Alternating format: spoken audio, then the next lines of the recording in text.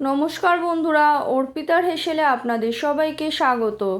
আজ আমি আপনাদের সঙ্গে শেয়ার করব একদমই নতুন ধরনের একটা নিমকির রেসিপি। এই নিমকিটা আপনারা দোলের দিন সহজেই বাড়িতে বানিয়ে নিতে পারেন। তো চলুন চটপট রেসিপিটা দেখে নেওয়া যাক। প্রথমে আমি 1 কাপ ময়দা নিয়ে নিয়েছি। এর মধ্যে দিয়ে দিচ্ছি লবণ। লবণটা অবশ্যই স্বাদ অনুযায়ী দেবেন। আর দিয়ে দিলাম চিনি। 1 চামচ কালো জিরে এর মধ্যে দিয়ে দিচ্ছি। আর দিয়ে দিলাম 1/4 টিস্পুন বেকিং সোডা। এই সমস্ত কিছু আমি ভালো করে মিশিয়ে দিচ্ছি। ভালো করে মেশানো হয়ে গেলে আমি এর মধ্যে দিয়ে দিচ্ছি 1/4 কাপ সাদা তেল। তেলটা দিয়ে ভালো করে ময়দার সঙ্গে মিশিয়ে দিতে হবে। এইভাবে খুব ভালো করে ময়দাটা ময়ম করে নিচ্ছি।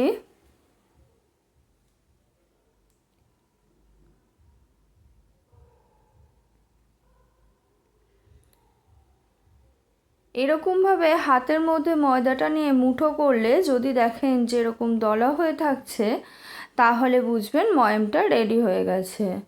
এবার আমি অল্প অল্প করে জল দিয়ে একটা সফট ডো তৈরি করে নিচ্ছি।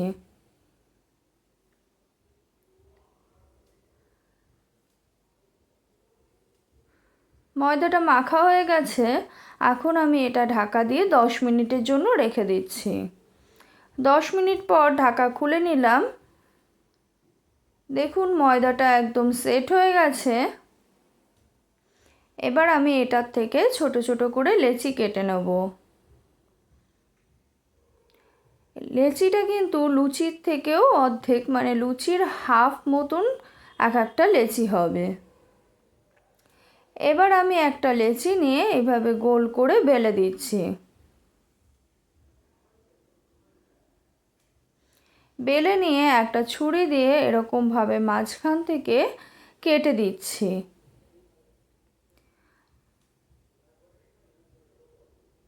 মাঝখান থেকে এভাবে সরু সরু করে আমি কেটে নিলাম।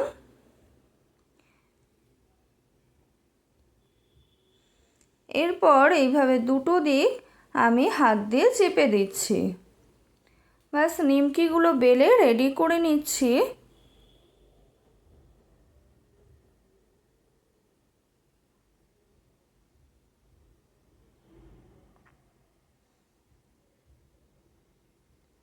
আপনাদের সুবিধার জন্য আমি আরও একটা নিমকি রেডি করে দেখিয়ে দিচ্ছি।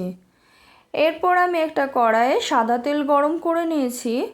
তেলটা গরম হয়ে গেলে এক এক করে নিমকিগুলো তেলের মধ্যে ছেড়ে দিচ্ছি।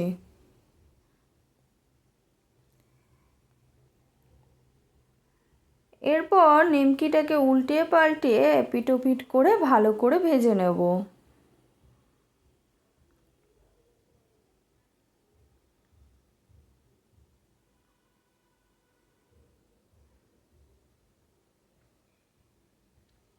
দেখুন নিমকিগুলো লাল হতে শুরু করেছে।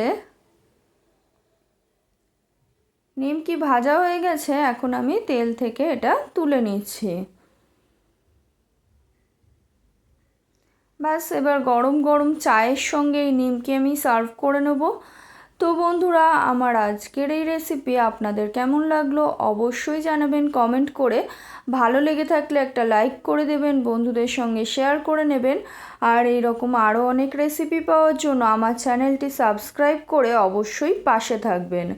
ধন্যবাদ।